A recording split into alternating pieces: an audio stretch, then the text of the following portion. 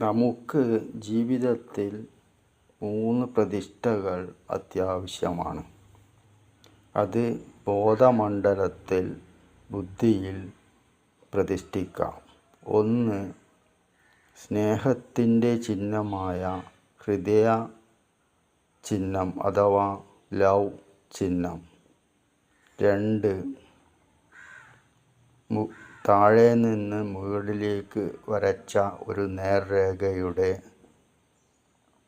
ചിഹ്നം. 3. ഒരു പച്ച പശ്ചാത്തലത്തിലുള്ള ഒരു ശരിയുടെ ചിഹ്നം.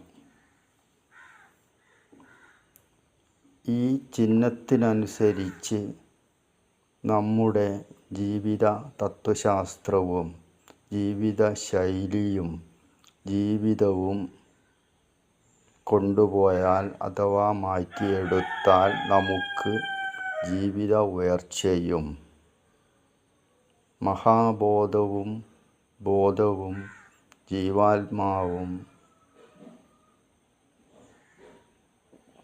സ്ഥൂല ശരീരവും സൂക്ഷ്മ ശരീരവും തമ്മിൽ ആരോഗ്യകരമായ ബന്ധവും ജീവിതം അത്യുന്നതാവസ്ഥയിലും സമ്പത്തിലും